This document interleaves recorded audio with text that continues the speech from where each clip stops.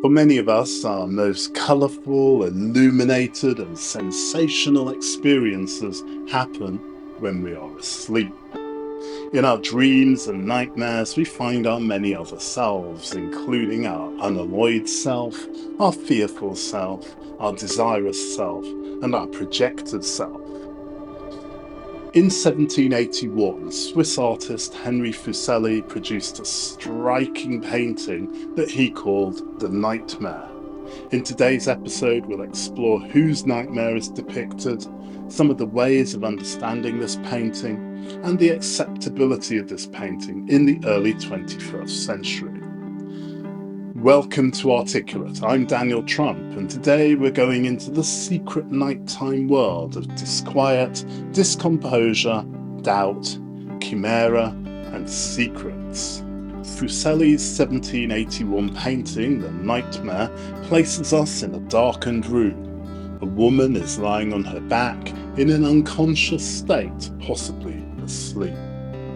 Sitting on her stomach is a grotesque, imp-like male character, staring directly at the viewer. In the background of the painting is a red curtain, through which, from the rear left, a ghostly horse observes the scene. The painting is immediately arresting, striking, deeply disquieting, possibly shocking. However, it's not easily understood. The three main elements of the picture do not exist together in a reasoned world. So what are we looking at here?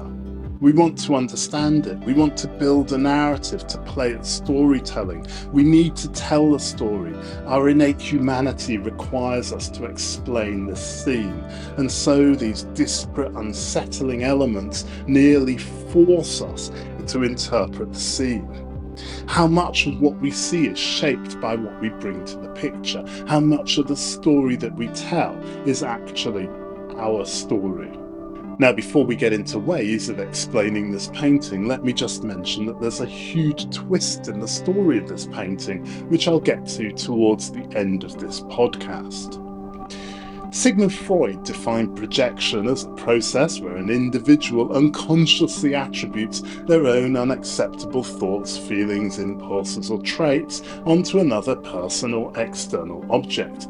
It's the process by which we externalize our inner world on other people or objects. Now, is Fuseli's Nightmare a project in projection? Is this painting a lens through which we read ourselves into the artwork? When The Nightmare was first exhibited in 1781, the painting drew a lot of attention. It was controversial, and some viewers found it shocking. The aberrant grouping and positioning of elements of the painting are at least ambiguous, giving rise to many questions that go beyond explanations typically offered by conventional Woolfian formalism, with its focus on the aesthetic structure of form. Now, obviously, this painting resists simple narrative explanation, and even conventional symbolic or iconographic interpretations are of limited usefulness. The power of this painting is, I contend, in its openness to projection. This image invites psychological, symbolic, and erotic readings.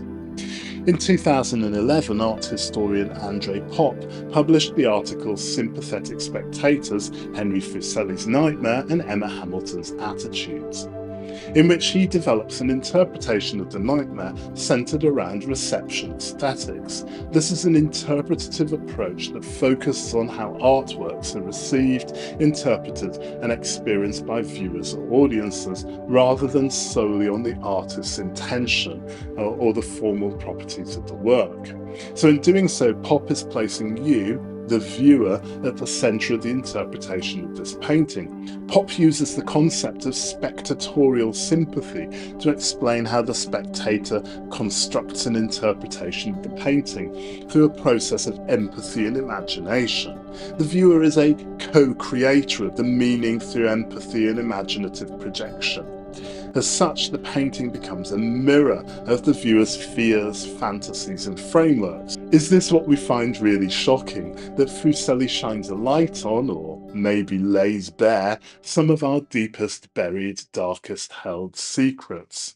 Now, pop's use of reception aesthetics may have been a reaction to the dominant structuralism of the period since the late 1960s. However, even art history is not impervious to the near hegemony of rationalist empiricism. And in 2023, Amaya Salazar and Tonia Vacasia published The Nightmare by Henry Fuseli, a review of its association with sleep paralysis through the idea of the sublime, in which they use a medical scientific analysis to understand the nightmare.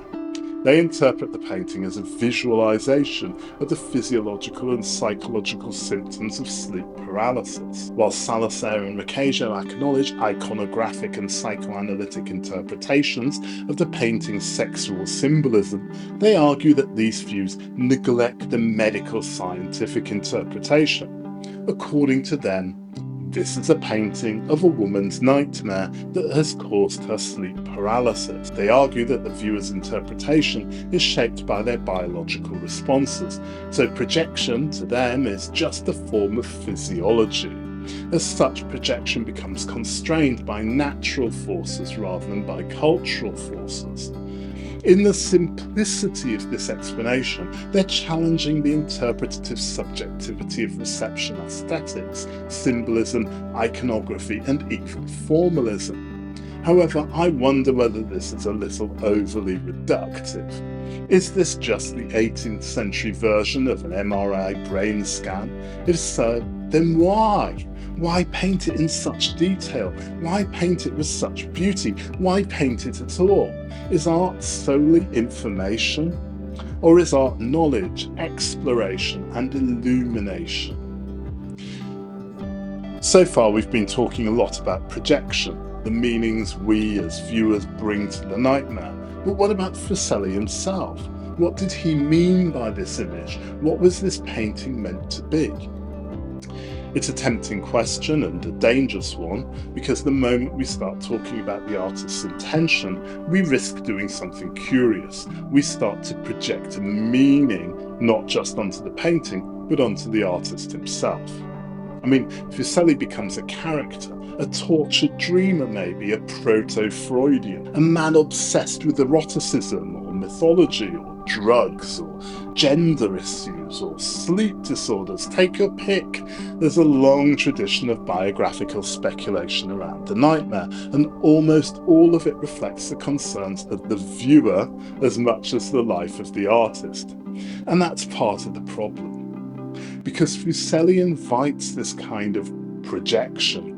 He was theatrical, erudite, deeply embedded in the literary and philosophical culture of his time. He painted with drama and ambiguity, with bodies that don't behave and spaces that defy logic. He never left a definitive explanation of the nightmare, and so the painting becomes not just an image, but an invitation to interpret. Art historian André Pop picks up on this ambiguity in a fascinating way. Now, in his article Sympathetic Spectators, he compares Fuseli's dreamer to the 18th century performer Emma Hamilton, who is known for her attitudes, which is a form of silent theatrical posing that blurred the line between art, performance, and embodiment. Like Hamilton, Fuseli's woman is a figure of transformation. She doesn't represent a dream, she becomes a stage for it, a screen for projection. But Pop is careful. He warns us not to fall into literal identification. As he writes, the affinity lies in how they articulate private experience. In other words, it's not that Fuseli painted Hamilton or himself, but that he created an image in which the boundary between the artist's vision and the viewer's mind begins to dissolve. So we're left with a haunting question. Whose dream is this? Is this Fuseli's nightmare laid bare on canvas, or is Fuseli just giving form to ours, shaping a space where we can act out our own fears and fascinations? Maybe it's both. Maybe this is the moment where projection becomes reciprocal. Fuseli paints something he can't explain, we interpret it in ways we can't quite control, and somewhere in between, meaning emerges. not as a fixed message, but as a shifting, shared hallucination. Let's take a step back from the painting and the painter to ask the wider question: who controls the meaning of this painting? Is it the artist whose intention starts the process? Or is it the viewer who completes the circuit of perception? Or is it the historian, the interpreter, the critic, those of us who write, explain, and decode? And this question becomes especially thorny when we place André Pop and Salazar and Requeijo side by side. I mean, Pop argues that meaning is made through you, the viewer, shaped by your emotional, cultural, and historical context. And painting in this view is a kind of provocation, a stimulus that invites imaginative sympathy. You don't discover a fixed message, you co-create it. But Salazar and Requeijo take a very different route. They suggest that our responses to the nightmare are shaped less by culture and more by biology, by the neurological mechanisms behind sleep paralysis, by fear responses, by universal cognitive patterns. In their model, interpretation becomes measurable, predictable, even scientific. Meaning isn't made in dialogue, it's triggered by physiological cause and effect. So here we have a kind of epistemological tug of war. On one side, a vision of art that's open-ended and participatory, and on the other, a vision of art grounded in empirical determinism. And this tension doesn't just live in academic theory, it plays out in the way we engage with art every day. When we walk into a gallery and read the label beside a painting, whose voice are we hearing? When an AI model analyses brushstrokes and outputs and style classification, are we closer to the truth or further from the human complexity of meaning? There's also a deeper political dimension here. As Hal Foster argues, the question of interpretation today is entangled with the structures of power, commerce, and public discourse. Who gets to speak for art? Who decides what is valid, what is expert, what is true? And in this context, projection becomes not just a personal response, it becomes a site of struggle. To project is to claim interpretive agency. To resist projection is to assert limits. And somewhere in between we navigate the unstable terrain of looking, thinking, and explaining. So when we look at the nightmare, we're not just looking at a woman or an imp or a dream, we're looking at the contested ground of interpretation itself. A canvas that refuses to settle because it keeps asking us to decide whose meaning matters. At the beginning of this episode, I told you that there's an almighty twist in the story of this painting. And there is something hidden here, something rarely seen, and something that pulls the theme of projection into an even more uncertain territory. On the reverse side of the nightmare, literally the back of the same piece of canvas, there's another painting. It's a portrait of a woman, and for years art historians have debated her identity. Many believe it's a depiction of Anna Landholt, the niece of one of Fuseli's close friends. Now the story goes that Fuseli became obsessed with her, possibly even proposed to her, and was rejected. And what followed may have been a collapse, emotional, artistic, or psychological. So how does this change how we read the nightmare? Well, it complicates things. If the front of the canvas is a fantastical image of vulnerability and terror, and the back is a portrait of Fuseli's real-life object of desire, then we're forced to ask, are these two images talking to each other? Is the nightmare a projection of Fuseli's own longing, frustration, or rage? Is the sleeping woman not a universal symbol, but a personalised figure, distorted through dream and denial? Now, some interpretations have gone further, suggesting that the incubus figure, the demonic presence crouched on her chest, might even be Fuseli himself, inserted in the painting in grotesque form, acting out fantasies of possession or revenge. Now, whether or not we accept that, the possibility alone invites us to turn the lens of projection back on the artist. We're no longer just projecting meaning onto the painting, we're now projecting onto Fuseli, reading his biography into the canvas. ascribing to him motives, neuroses, fantasies, and failures. In short, we turn the artist into a character, a subject of speculation. Just as he painted his dream, we begin to dream him. But the truth is, we can't know, and that's the point. Just as Fuseli gives us a painting with no definitive interpretation, his life too resists neat explanation. The double-sided canvas becomes a metaphor for everything we've discussed: surface and depth, intention and image, seen and unseen. It reminds us that every act of interpretation is also an act of imagination, one in which the boundaries between viewer, artist, and artwork blur. And maybe that's why the nightmare still haunts us, because it offers no final answer, only layers of possibility, layers of projection. In the end, the nightmare leaves us exactly where it began, in the dark. Not the dark of confusion, but the dark of dreaming, of speculation, of looking and not quite knowing. And that's what makes it so enduring, so disquieting, and I think so beautiful. Now, throughout this episode, we've followed the idea of projection as a psychological act, an interpretive method, and an aesthetic strategy. We've seen how viewers project meaning onto the painting, how critics project theories onto the image, and how we even project ourselves onto Fuseli, imagining what he thought and what he feared and what he meant. And what the nightmare gives us in return is a space where all these projections collide. A sleeping woman who cannot speak, a grotesque figure whose meaning refuses to settle, a horse that stares but never explains.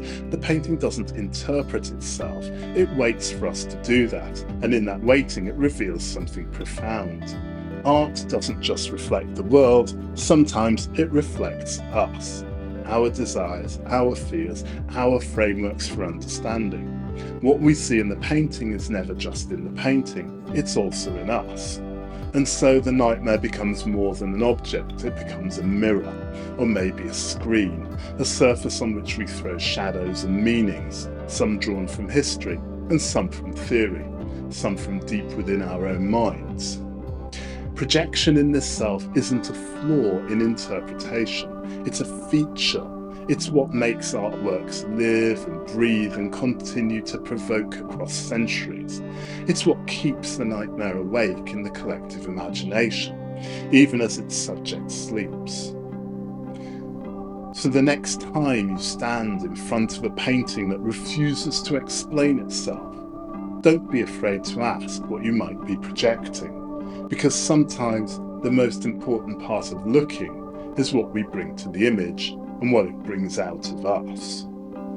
If you enjoyed today's episode, liking, rating, commenting, and sharing are very much appreciated. Thank you so much for joining Articulate today.